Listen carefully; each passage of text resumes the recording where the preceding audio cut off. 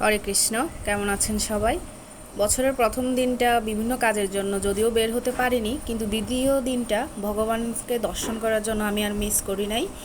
আর যেহেতু ঈদের বন্ধও ছিল, সো আমার হাজব্যান্ড সহ আমি, আমার ছেলে, ভাগ্নি সবাই মিলে চলে গেলাম ভগবান দর্শনে পুণ্ডরিক ধামে।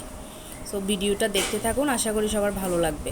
পুণ্ডরিক ধাম আমি আজকে থেকে 8 বছর আগে একবার গিয়েছিলাম, কিন্তু তখনকার দৃশ্য আর এখনকার দৃশ্য পুরো আকাশ পাতাল ব্যবধান। তখনকার দৃশ্যটাই ছিল এক ধরনের সৌন্দর্য, আর এখন যেটা হয়েছে সেটা হচ্ছে অন্যরকম সৌন্দর্য।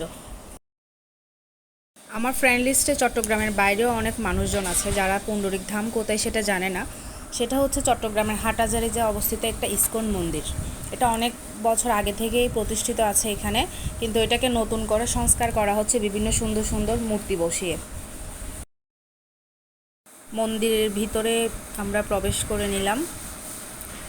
ঢোকার সময় আশেপাশে যা যা আছে আমি অল্প অল্প করে ভিডিও করে নিলাম। যদি পুরোটা মন্দিরে আমি ভিডিও করতে যাই, এই ভিডিও 1 ঘন্টা দিয়েও শেষ করা যাবে না। তাই আমি যতটুকু পেরেছি ছোট্ট ছোট্ট করে ক্লিপ নিয়ে আপনাদের সাথে শেয়ার করার চেষ্টা করেছি। মন্দিরে ঢোকার শুরুতেই কয়েকজন প্রভু মিলে গোমাতার জন্য প্রসাদ নিয়ে বসেছিলেন। ওরা গোমাতার প্রসাদটা বিক্রি করে থালা হিসেবে। ওখানে গোমাতার জন্য কিছু খাবার থাকে, সাথে থাকে একটা ঘৃত প্রদীপ আর একটা ধূপকাঠি। তো আমিও সেই কাজটা করে নিলাম। আমার হাজব্যান্ড গোমাতার জন্য একটা প্রসাদের থালি কিনে নিল, আর আমি গিয়ে গোমাতাকে পূজাটা দিয়ে আসলাম। সো এখন সেই ভিডিওটা দেখতে যাচ্ছেন, গোমাতার সেবাটা। আমি এখানে গোমাতার পূজা শুরু করলাম। প্রথমে ধূপকাঠি, তারপর ঘৃতপ্রদীপ প্রজ্বলন করে গোমাতাকে দেখিয়ে আমি ওই 2টা জিনিস নিচে নামিয়ে প্রদীপ আর ধূপকাঠি, তারপর খাবারগুলো গোমাতাকে দিয়ে দিলাম।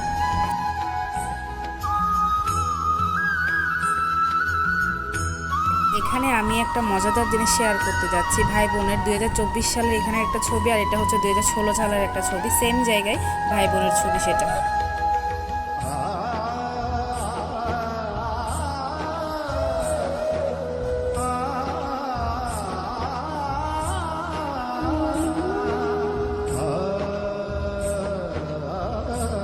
আমরা যেহেতু একটু লেট করে গিয়েছিলাম, গিয়ে তখন দেখি যে ভগবানের মূল মন্দির তখন বন্ধ করে দিয়েছে। না তো এটা 12টার দিকে ভোগ লাগাই, ভোগ লাগানোর পর এটা বন্ধ হয়ে যায়। আমরা পৌঁছতে তখন 12:30 বেজে গিয়েছিল। তারপর আমরা তুলসী প্রদক্ষিণ করে নিলাম, আমি, বুলটি আর সাহিত্য, মানে আমার ভাগ্নি, আমি আর আমার ছেলে।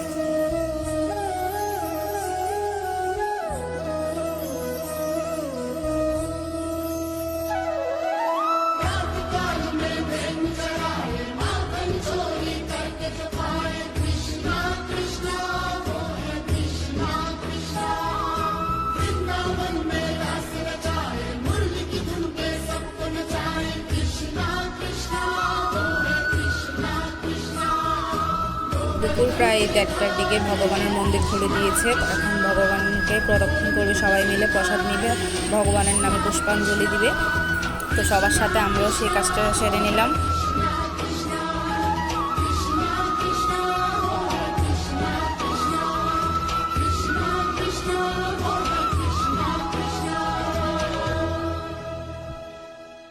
এবার ভগবানের মূল মন্দিরটা আমরা প্রদক্ষিণ করে নিলাম।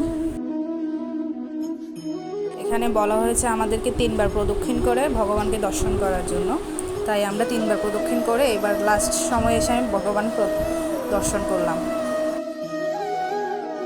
অবশেষে প্রসাদ গ্রহণের সময় এসেছে, প্রসাদ দিয়ে দিল আমাদেরকে।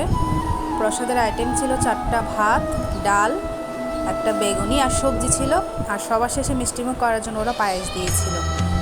তো মন্দিরের 3-4 ঘন্টা সময় গরমের মধ্যে, অনেক গরমের মধ্যে অনেক ভালো কেটেছে আমাদের। অবশেষে প্রসাদ নেওয়ার পর আমরা আর বেশিক্ষণ দেরি করিনি, যেহেতু গরমটা বেশি পড়ছিল আর আমাদেরকে প্রায় 1 ঘন্টার রাস্তা আবার ফেরত আসতে হবে। এটা চট্টগ্রাম থেকে একটু সাইডে পড়েছে, মেইন শহরে পড়েনি, হাটহাজারী। তাই আমরা প্রসাদ নেওয়ার সাথে সাথে বেরিয়ে পড়লাম বাসার উদ্দেশ্যে। সিএনজি করে আমরা চলে আসছি। তো প্রতিবারের নিয়ে এবারও একটা কথা আপনাদের সাথে বলবো, যে আমার ভিডিওটা যদি ভালো লেগে থাকে অবশ্যই লাইক, কমেন্ট, শেয়ার করে আমার পাশে থাকবেন, আর অবশ্যই আমার পেজটা ফলো দিয়ে দিবেন যারা এখনও ফলো দেননি। সো আজকের মতো এখানেই বিদায় নিচ্ছি, টাটা।